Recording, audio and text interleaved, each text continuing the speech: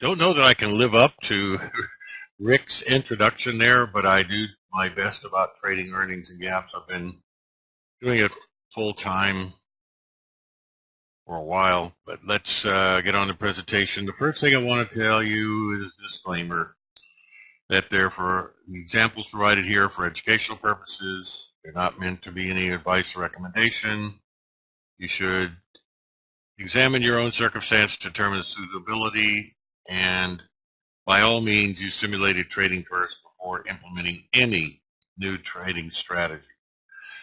And finally, trading involves the risk of loss of capital, so it should be capital that will not put you in the poorhouse if you lose it. A little bit about me. I'm an ex-U.S. Air Force fighter pilot. I've got master's degrees in both computers and in business. I've been an active trader since the late 90s, and the time where you could throw a dart at the stock list and make money. Full-time trader since 2009. I am a technical trader, but I use limited fundamentals, i.e. earnings and things like that. I don't work for Hit and Run Candlesticks. I'm an independent here, and I do coaching for those who might be interested. You can check us out on our website and contact us for free, no obligation chat to see if everything goes on. Hi, John. How you doing? Go over a couple things, and this is not going to be in-depth. It's not going to be a full earnings presentation. It's just really kind of a short overview of some of the things to look for, kind of a freebie for the people who are here, and pointing out just a few nuances. But gaps itself could be a course in and of itself of about 4 to 6 hours. And to trade them well, you really have to spend a lot of time and effort learning about them, watching the behaviors, and modifying your strategy as it goes along. But why do we trade gaps? Why do they gap? Or it could be the other way around. Why do they gap and why do we trade them? And evaluating the gap for any possible direction indications, what considerations to use, and how to develop a gap training plan and some example trades.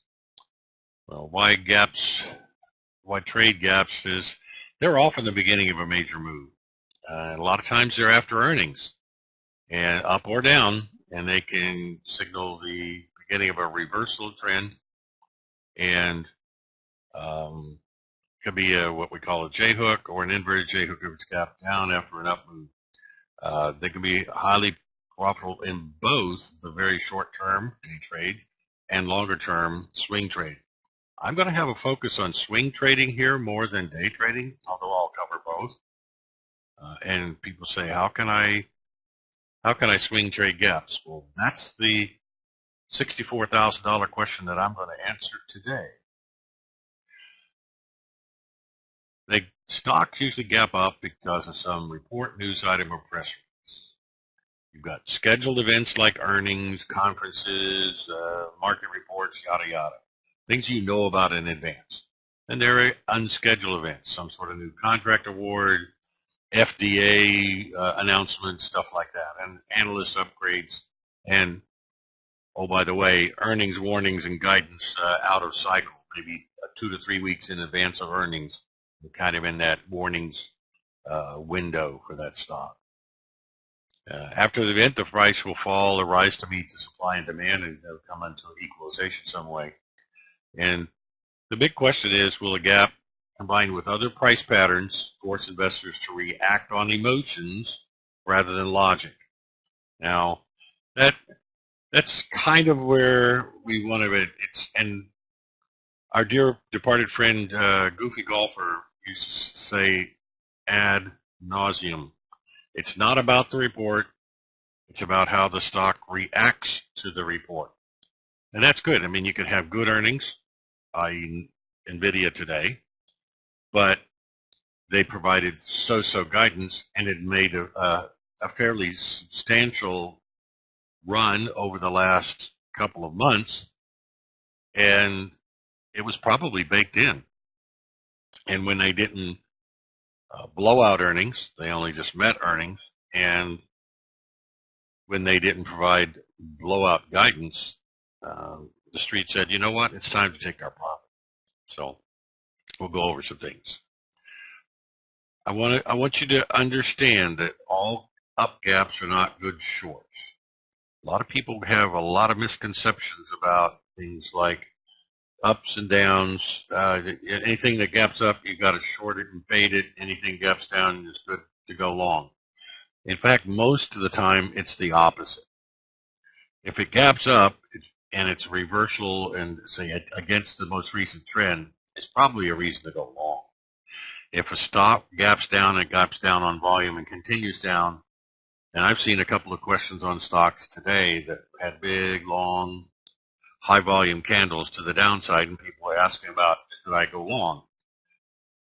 The bottom line is most of the time you want to buy high and sell higher, or sell low and sell lower, or cover lower. Okay, but most of the people trying to get a bargain. You bring the old mentality of, buying a car or a vacuum cleaner or beds or whatever it is and get the cheapest. You don't necessarily want to do that in the market. Not all gaps are filled, at least in the near term. So they are filled over time, and I used to be a bigger believer than I am at the moment. I do watch gaps, and I'll show you where the gaps are potential target areas and stuff, but I'm not necessarily thinking about how they're filled, and I have maybe a slightly different view of what a gap is as far as filling than some of the others I'll show you. Those where is the top and the bottom of a gap. Always try to look for a gap in the opposite direction of the most recent price movement, because it will produce a shock value that can be exploited. We always want to note where the stock is gapping to. And I'll show you some examples of where it gapped up to support / resistance areas, and where it may gap down to a support level. Therefore, it wouldn't necessarily be a stock that you would want to short right away. I'm going to focus on the longs today, because most of us are long traders. We have a lot of people who are trading in their retirement accounts. And I'm just going to focus on that. But anything that I say could be, the reverse could be true for shorting and for going to the short side. We should always consider where the overall market is doing, meaning relative strength. If the market is gapping up and gapping up in a significant way, your stock needs to be gapping even further than that market gap. So if the market is up 1%, you need it to be 2, 3, or 4% to show relative strength. If it's going to 1%, then you're just going with the market. What's its sector? Is it in favor by traders and investors? And the one that's really a big one here is, does it have a high short interest? I'll show you where I get that, where you might be able to get it, and how to employ that into a strategy. All right. Elements of a gap trading plan is the setups are pretty much, I look for the things I just covered to scan them, how to find them. There's a gap list. Your software can scan for gaps. You can provide an earnings list. You can look at pre-market movers. However you want to do it, there's a ton of them. I go to briefing.com every weekend. I create a list from there of all of the stocks that are going to be reporting the coming week.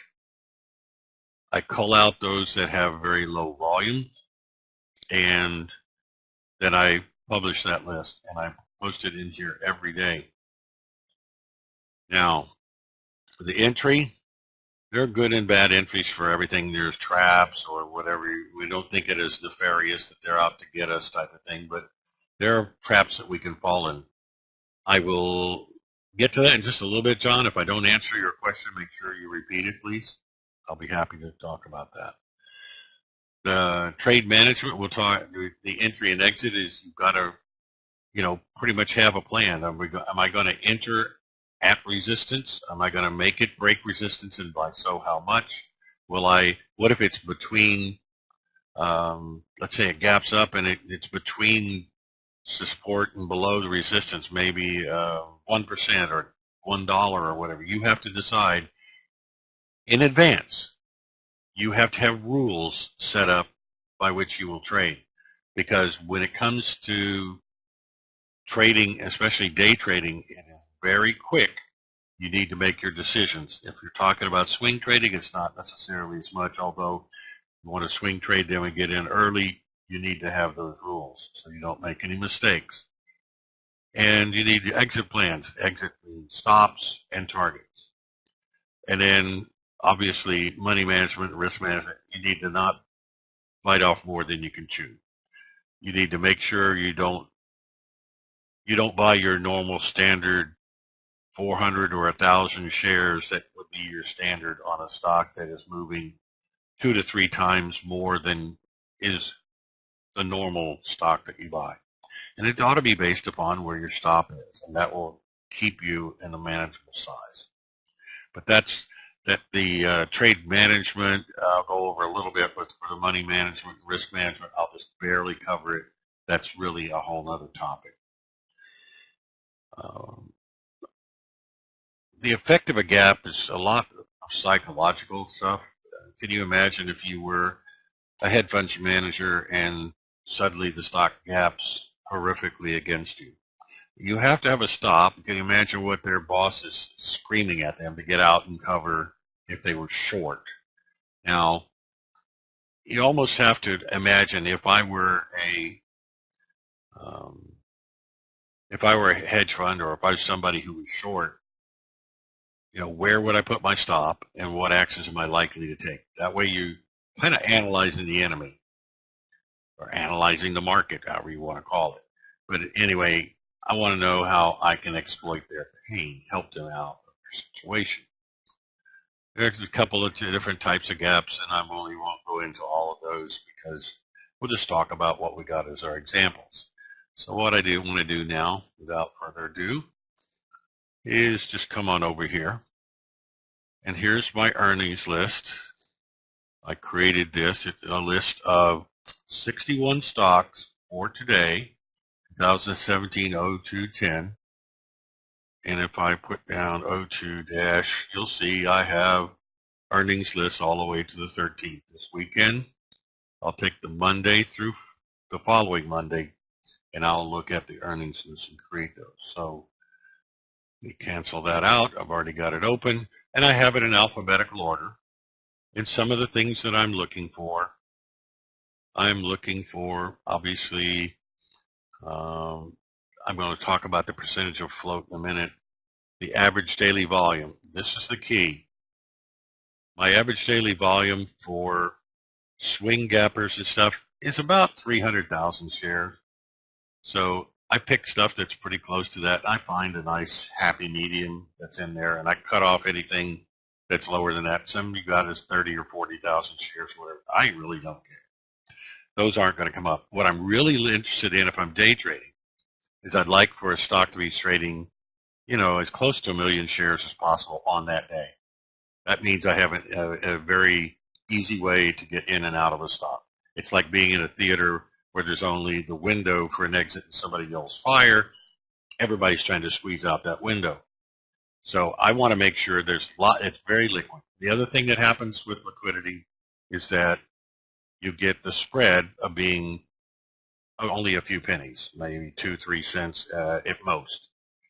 And it's all stocks that are involved in earnings report or any kind of news report, they're going to be whippy. I mean, it's going to go up and down. Now, the $50 and $100 stocks are going to whip around maybe 25, 35 cents every candle, whereas the $5 stocks or whatever are not going to move as much. But on a percentage basis, actually the smaller stocks tend to probably move more than the larger stocks. All right, so you have to be careful when you jump in this, and so therefore there's some kind of things to watch for and things to do, and I'll cover some of those as we go along. Now, John, to come along to your point, what does high short interest? Let's zoom out to, excuse me.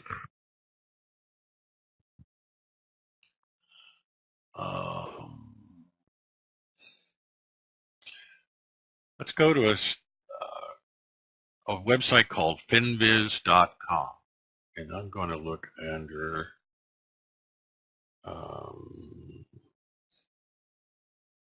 Skechers. You're going to get a few pop-ups here. You can register for this site for free. You can get most of the information here for free. What I want to do is I want to find out information about the chart. About the company. And what I'm looking for is the number of shares in the float. Now, that's the number of shares outstanding minus those that are either tightly held and cannot be traded or in the treasury. It could have 28 million shares or so in the treasury. And I'm looking for the short interest as a percentage of the float. I'd love to see something 10% or higher. It's an arbitrary number. Some of them that have the high short interest, let's just say, for instance, this one's low. But for instance, if it was at $28 and somebody was, let's say 25% of the people were short, and you see how the trend here for the last few days has been down, and then suddenly it gaps up to 26. If you were short, you could have your stop at 24. You could have your cover stop above 26 or even above 28. I can guarantee you, if anybody was short, they would be establishing levels of which, if it violates, they have to be out. And hedge funds and the like, they run through algorithms that'll tell them, one, how many shares they can be short, and then where to cover. Okay, another place to find is in shortsqueeze.com, and you can find, you just enter a symbol, and this says that percent of short is 3.88. It differs slightly from the one before. Some of them are significant. And then you're going to find that in TC2000, you have also a listing of the percentage of the float that's short. And that number itself can be significantly different than what you see on the websites. It has everything to do with when the data was updated. All right, and in this one it shows 4.78. No, they're every day. I have 61 that met my criteria for either, and I combined the list of Thursday night after the bell with Friday morning. I don't really care. I'm not going to trade after hours or pre-market except to sell. Now, if I'd known about it, I'm probably not going to be selling because I'm going to be out. That's my personal trading plan. But if I am holding something and I have decided to hold it over earnings and I get this gift from God, I'm probably going to take some off the table in the pre-market because who knows what's going to happen in the open. Okay, so I hope that answers your question. And the criteria for being on my daily list is decent volume, and I really don't care about the price necessarily. The price will really be something that you could trade. Don't look. Now, I'll put down stocks of any price because other people might use the list. I will filter them out. I'm probably not going to be trading stocks over $200. I'm definitely not going to be trading stocks below 2 and probably below 5 or 10. But I leave that. Do I manually input what? Do I create the list? I use some automated tools to help me cull the stuff from. They're semi-automated, but they are really more manual. I'll copy and paste the stuff from briefing.com, enter all of them into TC2000, and then manually look at the volume and cull out anything below that. Okay, so that's really what it is. All right, and that's just how I do it. It doesn't take that long, to be honest with you. I'm looking at normally on an average weekend, 20 minutes more or less to create the entire list for the week. I also, for people who were here early this morning, I have the earnings list, and I take a snapshot of the economic reports for the day for the entire week. I do that snapshot for everyone. And the Econo Day, which has, I think, a much cleaner look at things because it also kind of gives you an indication of which ones are the most important, with red stars versus gold stars. Anything with a star on it's important. So, and then my list for today was earnings after the close on Thursday or before the open on Friday, and those would have been on my list to watch. So I copied these over. So I put this together and I share it with folks here in the room every day. I post them in the room. Post them the night before, the afternoon before, the night before, and in the morning of. And I go over them in the mornings when I have the 8:40 pre-market review, as well as going over the futures and what I see with the markets, and also go over a few individual earnings plays that I see of note, like Skechers one this morning, and also some individual stocks worth watching, and then other people post theirs as well. So what they do is they came in and I highlighted Activision because I saw it reported the night before. My whole process starts on the evaluation is that last night after the bell, got the reports out. I watched it, who was reporting. NVIDIA, Activision, Cerner was reporting. There's Nuva, NVIDIA. Nuva was another reason. NVIDIA was reporting, and initially it was down in after hours, and then it recovered to flat, and then it opened the gap to 120.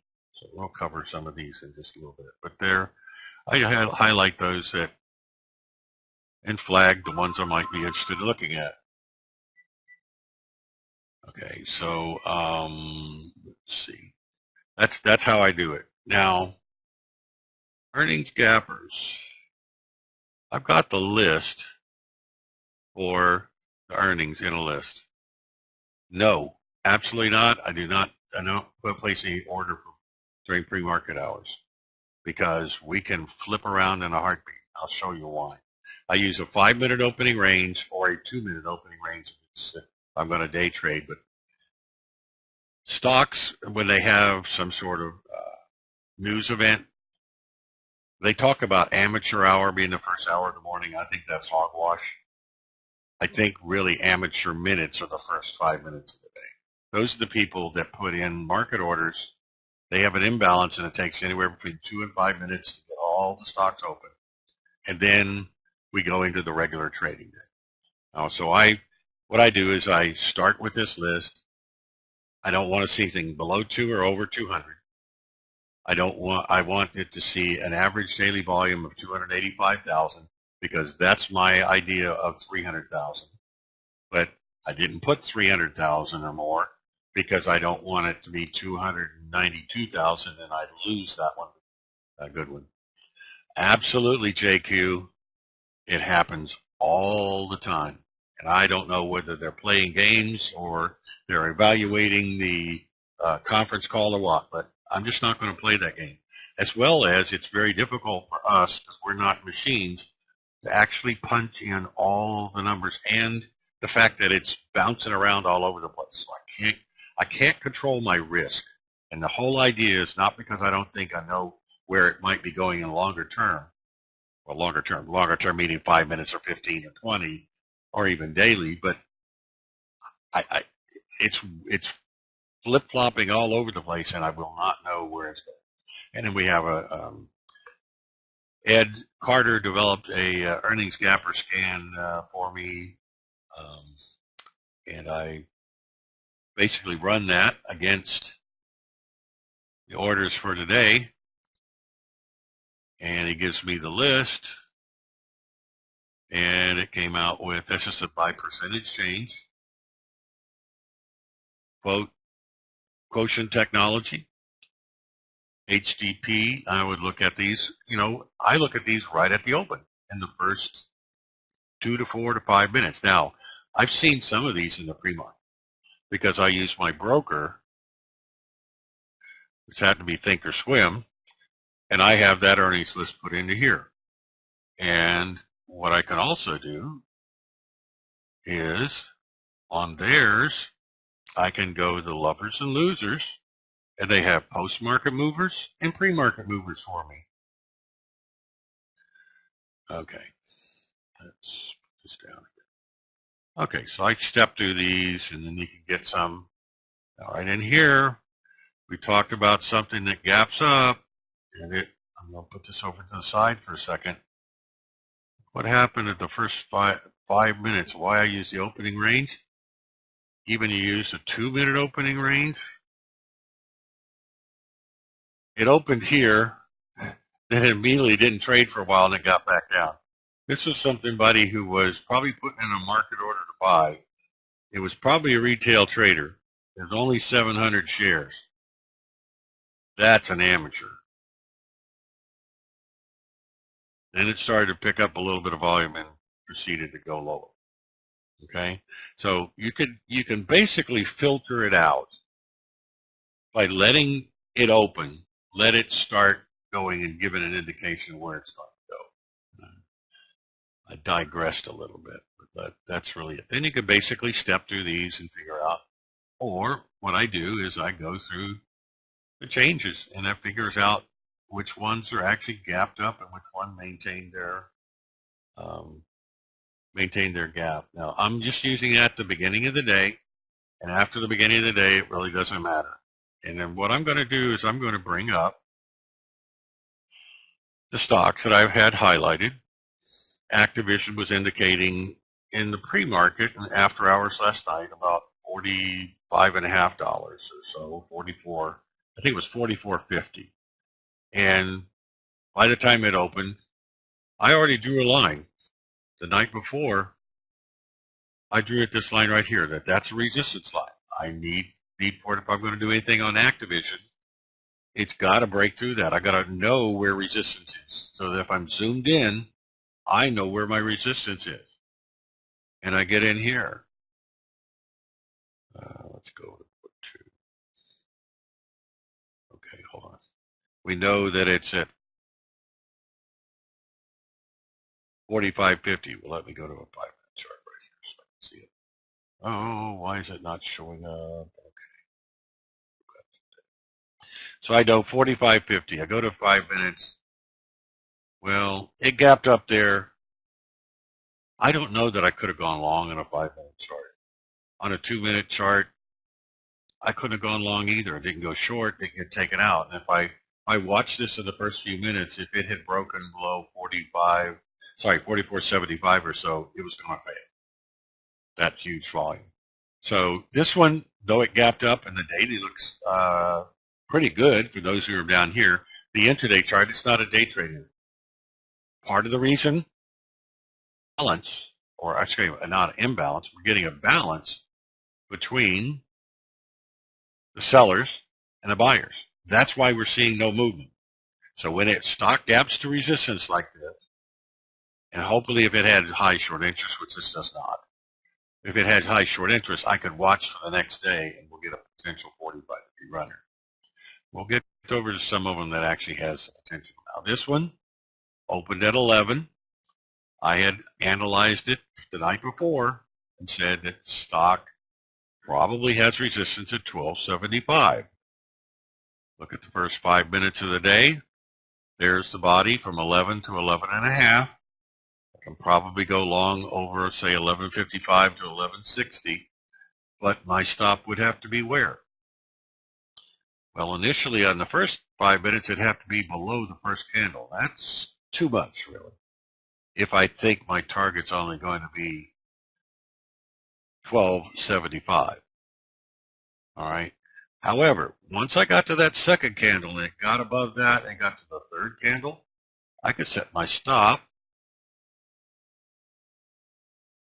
probably under here, only about 1140 or so, with an entry about 1160 something. So I could have probably less than a 30-cent stop.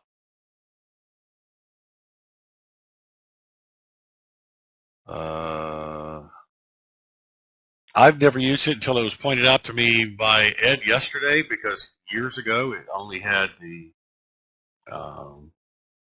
float wasn't there. It had days to cover, which was a standard from years and years ago. But people have now gone to this one, and they finally caught up. I'm going to show you how to play. Now, TC2000 data is public available data, free. It's as recent as 2 weeks or as old as 6. So it's not what you'd get if you paid thousands of dollars to have real-time data.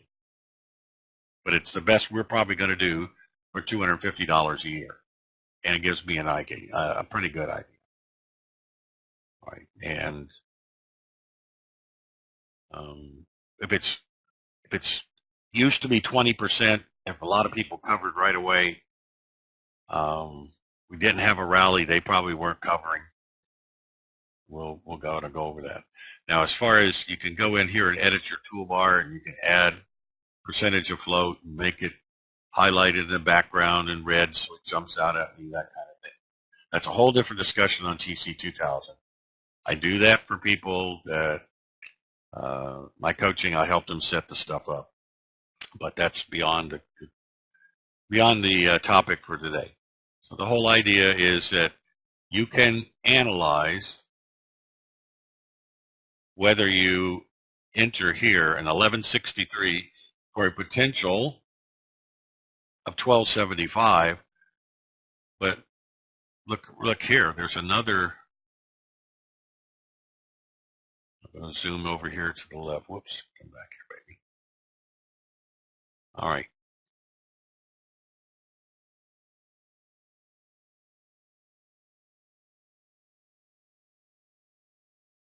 Stocks have a memory. There was a gap down here from basically this level. I said 1275 on here. In fact, with this stock over here, let me tab it over a bit, somewhere in the neighborhood of $12, there's a consolidation right there. A lot of people would use 1245, 1250 as their gap target. The gap target's really probably closer to 12, and that's what's panning out today. It got up to 12. Now, it says high short interest. You know what will possibly happen here? If this thing, because we've got huge volume, its average is 2.4 and we're at 12.9 today. I can guarantee you that if we start to move up in the next couple of days, tomorrow or whatever, this is a candidate for moving at a 30 to 45 degree angle, attacking the 1275 or going sideways for a day and then starting its move up. I don't like version 17. Multiple reasons, Paul. I don't have platinum. I think it's overpriced.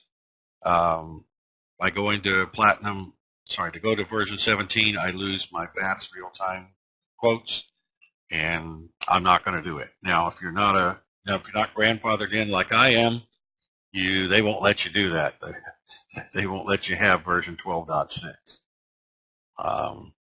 I think that stinks that they took away the BATS real time because it got in the way of their brokerage stuff, and I told them in no uncertain terms that if they disabled my BATS real time, I'd cancel my subscription and going elsewhere. Period. They heard me. They heard probably a lot of us.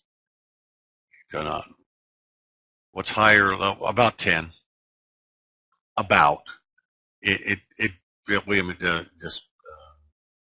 It varies.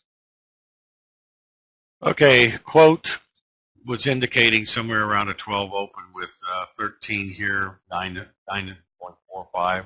It's another candidate for a 45-degree runner, but it probably has limited upside of about 14 bucks, so it's probably better. Skechers, I jumped on Skechers because I thought it might go up through 28 and might try to attack this 32 level, but it was just a day trade. It doesn't have high enough short interest for it to get the short covering rally. If I just do the short percents. Now, let me show you. UBNT has 27% of the float short. Hey, it's going to rally, right?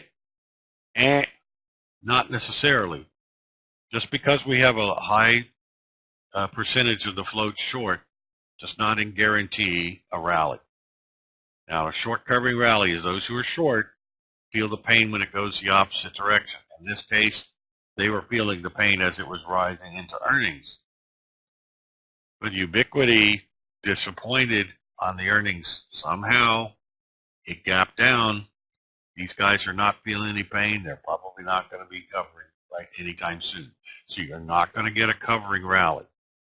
Now, the people who shorted into earnings in the shorter term might have sold somewhere down here.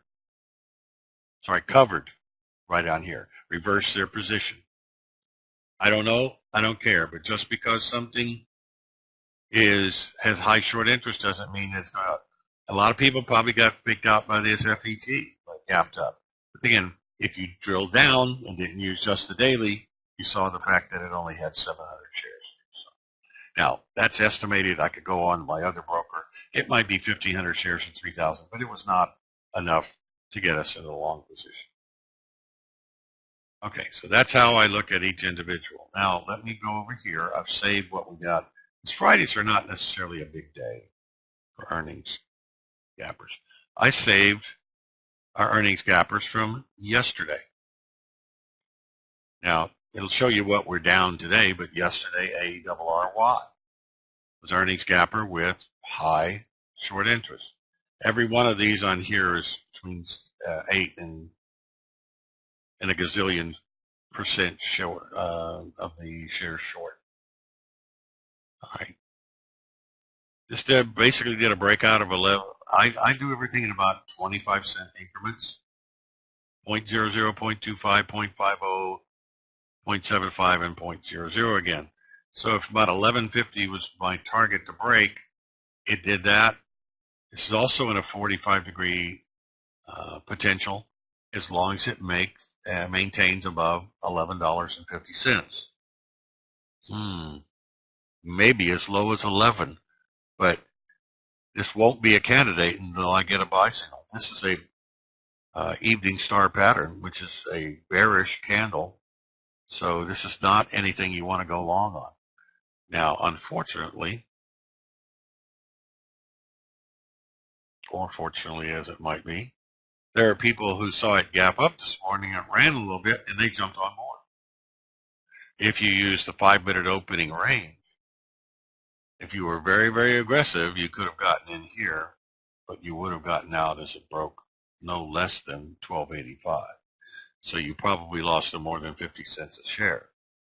However, if you use these candles, it will help keep you out of the trade. In this case, maybe not. Use the opening range. Cliff. People were talking about Cliff in here, and I went, okay, 25% short interest. Where did I have resistance? I'm identifying my resistance here. Going to the bodies, basically. And that looks about $10.50. I'm not going to, if I really wanted to edit every one of them, I'd go in here and edit those, whatever. 1050. It zoomed up. Candidate for 45. Doing this little inside day today is not going to change that one iota. It gets pretty close to the $11 level. And that's where it's pulling, because the upper level here, instead of being 1050, that's 1085 to $11. And it's all approximate. So this is an inside day. We're still pointing upwards. It could trickle for the next couple of days. You'll have to decide on a swing trade now whether you make it break 1150 or make it break today's high and then be careful that it at 1150 to make sure that it still breaks through there and continues higher. You'll have to decide what works for you. Cray reported yesterday. Here's the downtrend. It started a bottom. It started to rise up. It gapped up a bit. It ran all the way up to the $21 level. And now we've got the beginnings of a 45-degree run. The only thing I need to be careful of is that I've got at $23, I have resistance over here. If I were long from 21 and it got to 23 and it started to roll over and I had to take profits, I'll take $1.75 to $2. All right, somebody asked about Duncan today. I don't remember who it was. It has reasonably high short interest. Here's the prior level, about 55.50. One of the ways I do is I zoom down in there and find out where the candles are, the bodies. Maybe it's more like 55.25 or so. Okay. But basically I eyeball it, and I use this high volume spike day here. It went up, it got to that level, and it ran into sellers. Oh, mercy me. That is such a surprise that we actually find sellers at the resistance level. I never would have guessed it. This actually is a bullish candle. The fact that it got up there and got pushed down, because if it opens and starts trading higher the next day, and that's exactly what we did. Let's take it on a 15-minute basis. This is yesterday. It went up, it pulled back, and it stabilized right here around $54. And that's where the buyers were not going to let it go below 54. And then they started stepping in. They got over 54.50, over 54.75. And now it's doing what? It's attacking the highs from yesterday. These high volume spike highs want to get retested because there were buyers interested in buying, paying up to that much for it. And because there was short interest, these guys were trying to push it down. And the buyers are saying, I don't care what you guys want to do. We're going to take it up. Now, this is probably going to take a couple of times of punching at the $56 level. But if it gets over 56, watch for a 45-degree run to the upside. So you put this one on a watch list. Aggressive trader could buy it earlier today. The less aggressive people that want just a 30 to 45-degree steady Freddy, wait till you get the breakout above 56. And not much above that. If it gets above 56, there are no resistance levels. FTK gapped up to here, moved up to the quote 200. Jennifer, I think we covered that just a minute ago on TC2000. It's a number that's provided for us by them. If not, remember, were you here when we were going over short squeeze and FinViz? We showed you where to get it. If not, you'll have to listen to the video.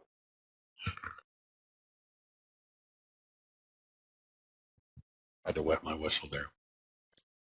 I can't cover things multiple times. Sorry. GPRE didn't make it in. This wasn't on my list either. This looks around $52 for Paycom. Very, very high short interest. If it gets over the 52, it's a candidate for a 45-degree run. Even though my stochastics RSI in a normal situation would say that it's in the overbought condition. And in fact, the gentleman this morning was saying, I can't, it's extended than Duncan. It's extended. Well, yes, it is, but it can stay more extended than we can say solvent, to be honest. William, no, FinViz is not, it's again free data. So it's not any better or worse than I find here in either short squeeze or in TC2000. All right. Oh, thanks, Kevin. Appreciate your help.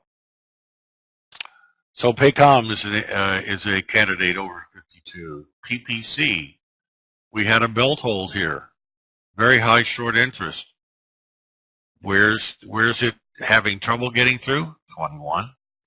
We had kind of a shooting star here. If it opens and goes lower tomorrow, we pass on it. But, I'm looking for those that don't have overhead resistance, like the Paycom over 52. I'm looking for the Duncans over 56. And those, I call it easy prey, easy pickings. In the fighter pilot world, we didn't go after the strong one. We went after the weak trailer by himself and pick them off. So that's what I'm trying to do. Go after the easier pickings. Here's TDC, Teradata. Its main resistance level and area of congestion is basically over here to the left. But if it can get over the $33 level, it's going to run with high short interest. It may not do it, but I'll keep it on my watch list for a few days. And if it starts to get and give me a bullish candle of any sort pattern, I'll go long that one. And go long on just a couple hundred shares and let it run. And then set up a target or two. WWE, this is a perfect example. I pointed out in the pre-market for those that were there, anything over 21 to maybe 2150.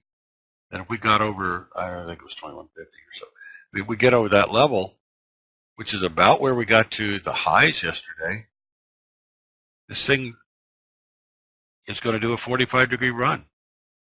Look at the 60-minute chart. Did a pullback. Do you think you could go long over this 2136 or so and set your stop here? What's that? 50 to 60 cents below where you entered? 60 cents, and it got the potential is ridiculous. Okay, I'm going to back up a little bit.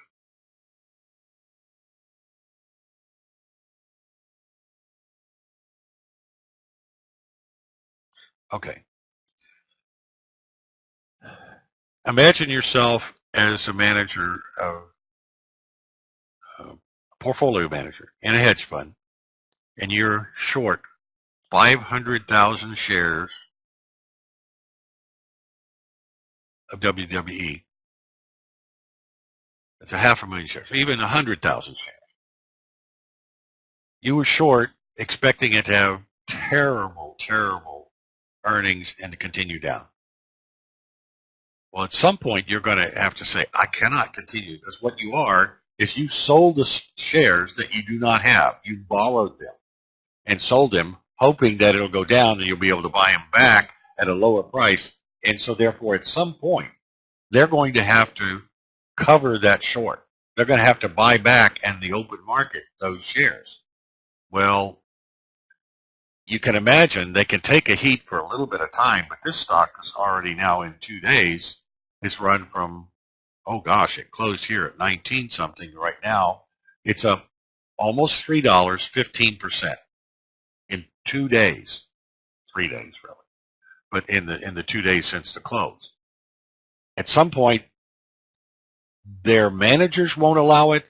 Their algorithms and their rules within the hedge fund will not allow it. They'll say, you have to cover. And they'll try to find ways to push the price back down. They'll do creative ways and options and stuff like that where they can reduce their risk. But guess what? It's already too late. If this thing keeps, and that's why there's a number of different people coming into the market on a stock like WV. There are people who have no interest in it until it starts to gap up and starts to run on earnings. So you've got people who like it and have had it from here, and they're going to be holders. They're not going to be sellers.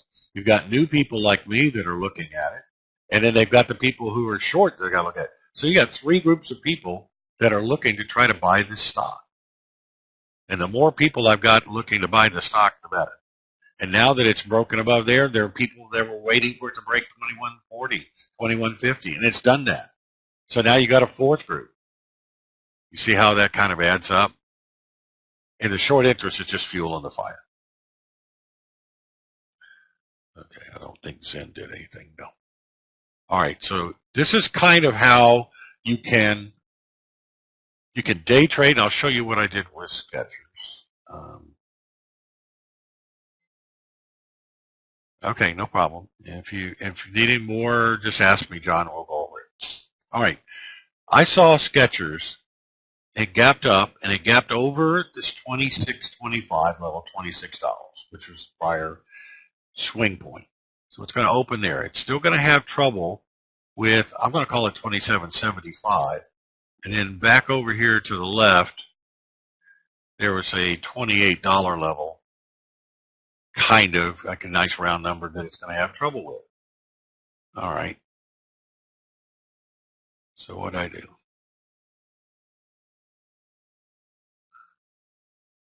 I'll show you how I day traded this puppy this morning. All right. It opened up. I watched a 2-minute chart. Yeah, I was watching a 2-minute chart. And I saw that if it got over the body here plus a bit, I could basically go long over 26.72, looking for it to run to about 28 or so. And let's look and see how close I get my stop. I put it, once I got in, at 26.32. It was just kind of an arbitrary pull it out, but it wasn't arbitrary. It was arbitrary based upon. I looked at this stock and I said, if I go long at 26.72, actually, well, it's 26.70, and it got up there, ran up a little bit, and then turned back down.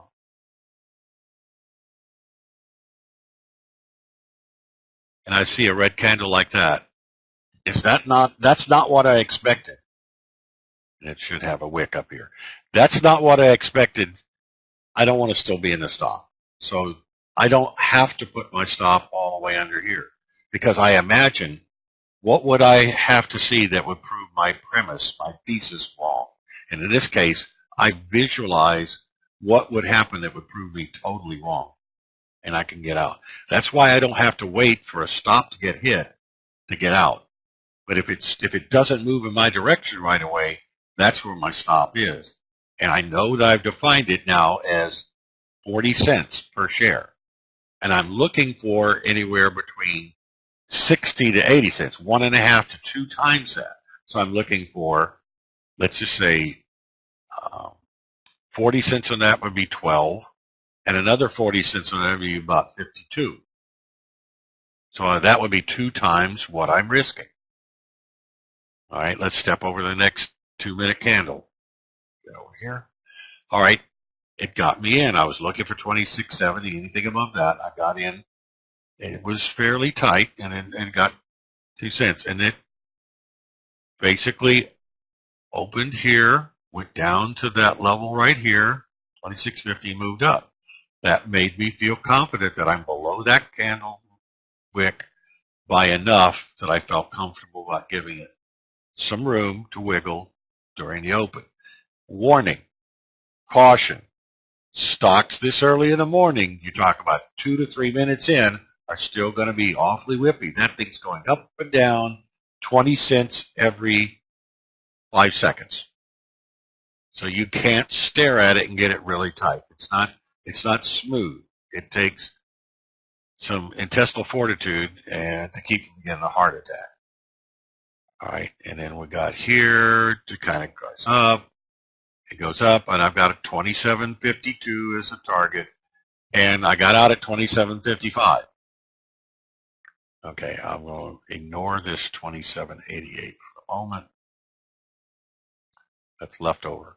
So what am I doing? Now, as it steps through here, am I going to leave my stop down to 26.32 as it gets up over 27? Well, I need to try to raise my stop as soon as I can. But what I need to do, though, is not raise it too quickly and almost guarantee, because a lot of whippiness may guarantee. So instead of going back below the candle before me, I usually try to go about 2 back. Okay. So I just have to judge it. This is a 3 exponential moving average. This is an 8 exponential moving average. You'll find that somewhere These things will touch and sometimes break the 3 if they're working. If they ever touch the 8, it's time to get out on a day trade. And notice how this punched back through the 3, but then closed above it. As long as it continued to close above the 3 exponential, I use moving averages to visualize the trend. These look like a fan or railroad tracks all going upwards. This is a very, very bullish condition. Now, I don't use them as trigger points, but when you're first learning them, you can use them as, I guess, training aids. So I've already taken 80 cents per share off. I will move my stop up to break even as soon as I practically can. And now, once I hit target 1, I'm trading with house money. My stop was a little about 26.80 something. So I'm still about 10 cents in the good. I've already got money in the bank with 200 shares. I've got 200 shares that I'm riding, and I'm going to try to give it some wiggle room in case it comes back to around the 27 and goes back up. The whole idea is to ride it in case I get a runner. What if it hits 32? I want to be in it. All right, it's starting to stall a little bit. Notice the volume's kind of kicking out. And it's 27.75. It's having trouble with 28. It's having trouble with 28. I'm on a 2-minute chart. What if I go to a 5-minute chart? Hold on a second. What that draws. Yeah, you sorry sack of doo-doo. Excuse me. I got a wild runaway mouse here. All right. At some point along in here, after a few 2-minute bars, I need to get off of a 2-minute because 1, it's going to be too difficult to see. Number 2, you're getting down in the weeds. I need to give it room. So I went to a 5-minute chart. Where is that? Let me bring this back. Target 1, 80 cents, 2 times risk amount.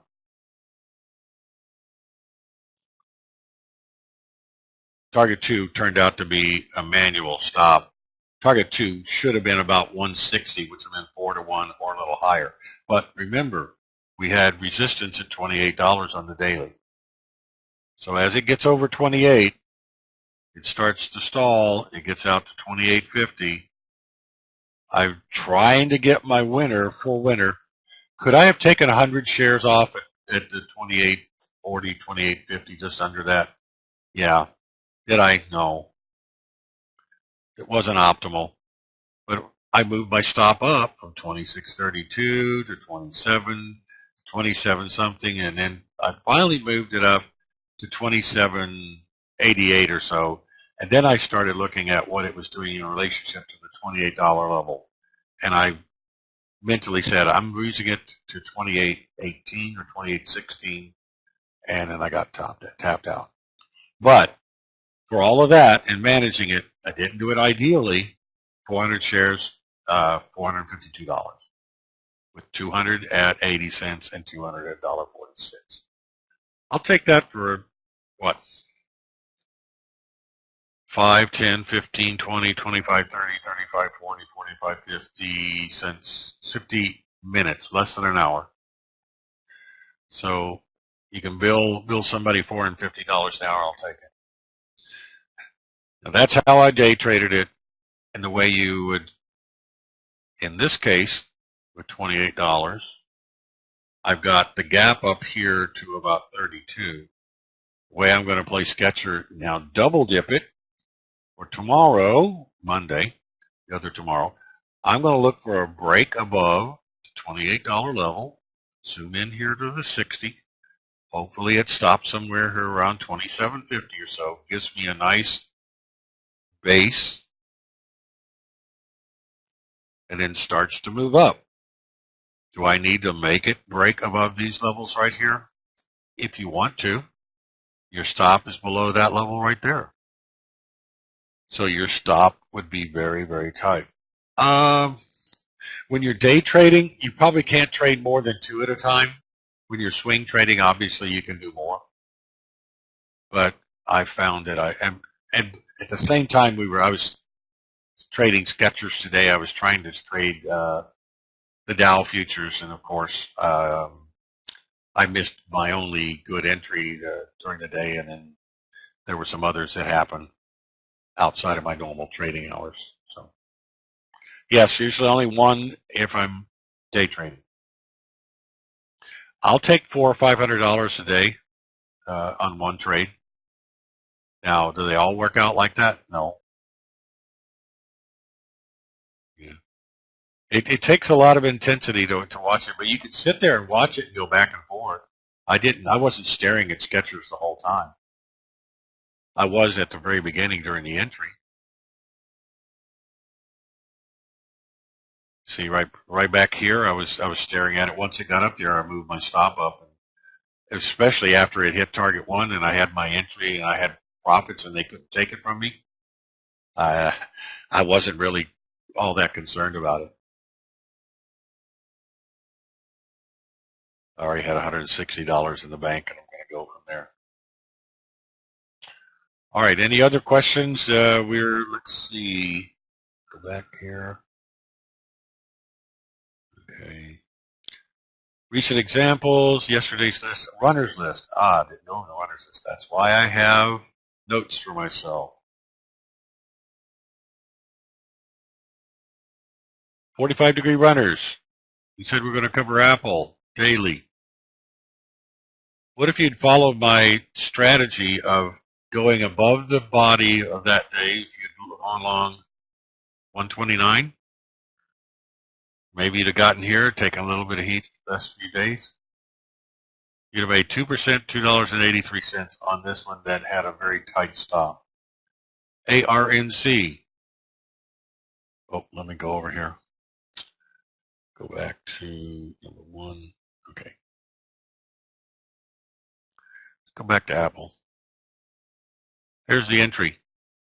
Anytime it gets over the top of the body. That one gives a signal. Now, it doesn't have high short interest, but that gap up, there are a lot of people who were really negative on Apple. This one has reasonably high short interest, but the gap up, it went sideways. It was up one day, went sideways the next, and then started to move up. Some people will say it let the 3 EMA catch up. Well, that's kind of a coincidence, but guess what? It did what I call a 1-2-3 pattern. And a 1-2-3 is a continuation, and Rick covers that a lot. And what it does is a big move up one day. It does some sort of consolidation. That could be anywhere in the little buy box near the top. And then on the third or fourth day after, it starts the 30 to 45-degree angle up. Exactly what happens. Do you think that you could have taken this one for a ride for $4.15%? And oh, by the way, it's still going. Now, I would sure hope that if you bought 400 shares or so of this, that you've taken some off the table and that you're only playing with your last little bit right now. I won't go over these others that weren't highlighted. I wanted to show up IAC. Try to keep this less than an hour, and I've not done that. But IAC, not very high short interest, and it went for about 3 to 5 days. That's without very high short interest. They could go anywhere between 3, 4, 5 days. With high short interest, higher, they can go a little longer. Kulik, gap up. Now what we have to do is analyze where is resistance level. No resistance at all on that one. Where's IAC? IAC has resistance here around 75.5. And where is it having trouble? Around that $76. I bet you if I went on the daily, it'd be there's probably some resistance way back over here to the left. Consolidation. NXPI. It gapped to 100. Moved up. Here's this inverted hammer. Oh, that's a negative candle. Not really. Philip Morris. Got long back here, and it highlighted it as long here on the day of the 2nd. Nice ride the 3. Symantec, same thing, riding the 3 EMA. Wabash National, that's not a bank, that's truck manufacturing. Huge candle up and rode the 3 for about 3 days. The reason that it didn't run longer than that is because that's a pretty healthy percentage move. And in WWEs, we're getting our run. So SWRC pop up on earnings and hit 25 resistance. So sellers stepped in. Can we expect Monday to have buyers stepping in again? Well, let's look at it. I don't know what the short interest in on it is there. So let's go to stock quote. Sierra Wireless. Tiny amount. Stop the pop-ups, guys. Nope. Short interest is not going to bear anything with that one. So now I need to do is go to weekly charts. And I'm looking here anywhere between $25 to $26. It hit $25 to $26. Do I expect that to happen? Maybe, maybe not. It has, to me, a lower, this has a lower probability of success because it does not have the extra fuel of the shorts to help it. It might. It may have short legs, but it's got that resistance over here to the left. Hope that helps. ADOC.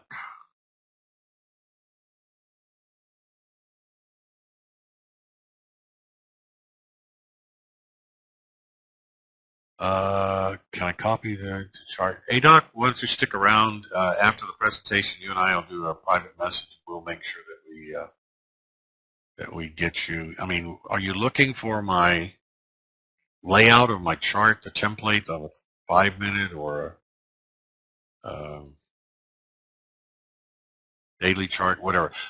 I use the 3, 8, and 17 EMA, 50, and 200 on all charts. Weekly, monthly, daily, 60, 30, 15, and look across the top of the tab. I've got an area chart, a weekly chart, whatever. So if I'm on a chart and I want to analyze what it is, I just go zoom and I can find it. I don't have to think about plugging it in. You're welcome, Frank. Any other questions, folks? Well, I want to thank you for putting up with me for this afternoon. A little over an hour, ran a little bit long. A lot of people tell you here I'm a little bit on the long-winded side, but we're a great group here. We'd like for you to consider giving us a trial and see if you like it. We have a diverse group here, mainly swing traders, but there are a few of us that do day trades and do futures as well. So come on in and give us a try, see if you like it. All right, thank you very much. Rick, all back to you.